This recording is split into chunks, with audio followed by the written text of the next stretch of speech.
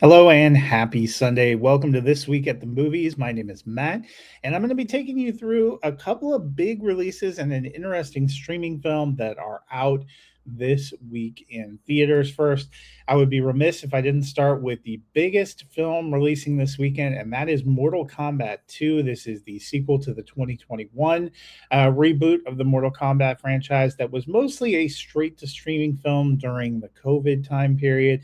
It had a lot of good action sequences, but not a lot of great story. Was not a film that I loved that much. I thought it was fine for what it was, but I thought it was kind of dull. Character wise, was a little bit dull.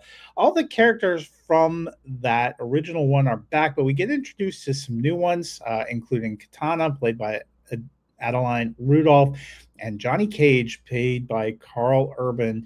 And Johnny Cage, pictured here along with the group, actually adds quite a bit of personality. I was a little bit surprised going into this one. This is still going to be a film that, if you're into the big high profile action sequences, if you're kind of into the video game and seeing some recreations, this will probably work better for you. You can tell the budget was maybe a little bit bigger. They poured a little bit more into creating some wilder worlds. But some of the people that were central figures in the first one just kind of get a little bit minimized here. The whole first film was really built around Cole Young and his legacy, and to some of the legacy characters.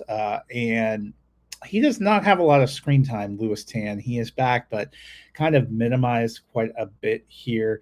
Uh, they spend a lot more time with Johnny Cage and with Katana. We see her kind of total arc. They make a good use of bringing back Kano and some of his humor from Josh Lawson. They make good use of the supporting characters, Sonya Blade and Jax, played by Jessica McNamee and Makad Brooks. And that all works just fine. Kind of big fights, big stakes. I really like the closing set pieces. I'm going to give this one kind of a thumbs neutral, teetering toward a mild thumbs up. I don't think it's a great film, but I do think it's a lot more fun, for me at least, than I thought the first one was. And there is quite a bit of action spectacle. If this is a kind of movie that you're into, if Mortal Kombat, the game, is one of your go tos, if it's a big part of your, love and passion for media, then this will probably work a little bit better for you. I think they made a wise decision to delay it from last December, where it probably would have gotten buried in among a lot of other things. It is the kind of action blockbuster you would expect to see during the summer movie season. And since we had more of a cerebral action blockbuster with Devil Wears Prada 2 last week, this one, the first big kind of action set piece of summer, I think it works well. Maybe not the ideal movie for Mother's Day weekend, but we can talk about the fact that there weren't a lot of great Mother's Day options, and almost you would have thought realistically be reversed, if Mortal Kombat would have opened summer and you would have gotten a movie like Devil Wears Prada 2 that probably more female centric opening on Mother's Day weekend, but that is just not how they do things. But if you do want to go out with your mom and you want to take the whole family, and you need something that's right for audiences of all ages, we do have the wide release of The Sheep Detectives. This one from director Kyle Balda, scripted by Craig Mazin, who did Chernobyl. And you may be thinking, well, Chernobyl is not exactly family friendly. Correct. But this one actually is. It's based on the books from Leonie Swan. It centers on Hugh Jackman's George Hardy, who is a shepherd who pours all of his heart and soul into his sheep. They are his friends. They are his family. They are voiced in this one by people like Brett Goldstein, Patrick Stewart, Regina Hall, Chris O'Dowd, Bryan Cranston, Rhys Darby, Julia Louis-Dreyfus, and Bella Ramsey. But when he spends a lot of his time reading detective and mystery novels to them. And he thinks that they don't really understand, that they're just humoring him. But in reality, as we spend a lot of time with the sheep, they are really into these detective stories, and they've picked up a few things about solving crimes, which comes in handy when the shepherd ends up dead. And the local police officer, played by Nicholas Braun, seems kind of clueless to sort it all out. The rest of the human cast includes Connell Hill, who we remember from Game of Thrones, Hong Chow, and Molly Gordon, who is just a delight here, as well as Nicholas Galitzin, who is about to have a pretty big summer. He will be popping up as He-Man, a Master of the Universe, at the beginning of June, but here playing a supporting part. So kind of a loaded cast. I didn't know what to expect. I got to see this one as a secret screening last Sunday, and it was a lot of fun.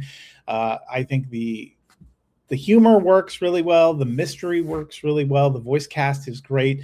I just had a lot of fun with what we saw here.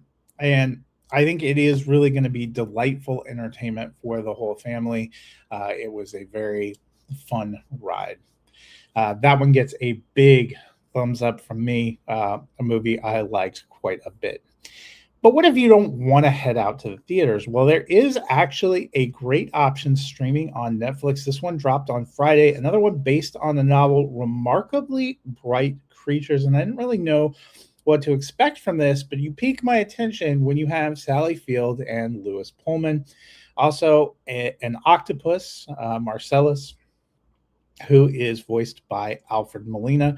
And that is basically the kind of POV character for the world. You are hearing the thoughts of Marcellus as he navigates life in this aquarium where a lonely woman named Tova, played by Sally Field, is serving as the overnight cleaner and really as his friend, pouring her heart out and sharing her life.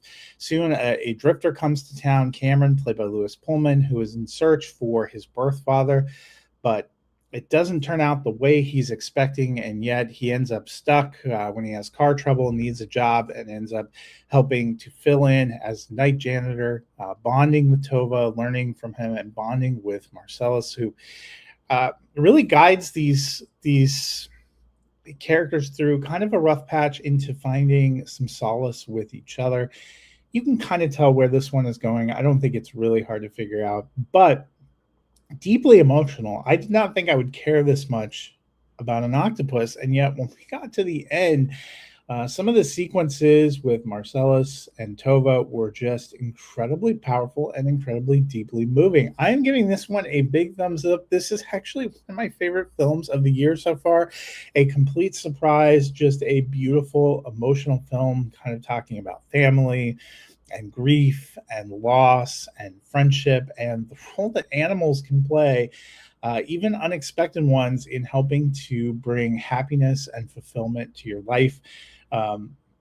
It was a beautiful film, one of the better Netflix releases of the year so far. I really enjoyed Sally Field. I thought she was great in this. Lewis Pullman, a very diverse actor. We've seen him in big action blockbusters this time last year. He was one of the Thunderbolts, and here, stunning in a much smaller, quieter film, but a beautiful film. This would be a great one to watch with mom if you were at home, especially, if you are an adult like me, or maybe they're just out of college in your 20s and you want to show mom a movie. This is a very emotional one that will make you thankful for those special people in your life. So, Remarkably Bright Creatures, great one. The Sheep Detectives, a great family film to go see with the family. And Mortal Kombat 2, if you're just looking for some dumb fun and some action, I'm going to change it. I'm going to give it a mild thumbs up. Not my favorite movie. I thought it was a vast improvement over the first one in terms of enjoyability and watchability. And it really does, these kind of movies really do work better on the big screen. So that is worth checking out. Well, that'll do it for this week. I hope you have a wonderful and celebratory Mother's Day weekend. I'll be back next week, a whole spate of releases for mid-May, and we're only 2 weeks away from The Mandalorian and Grogu, so something we can all start getting look forward to. Summer is upon us, and that means some fun blockbusters are upon us too. Until next time, we'll see you at the movies.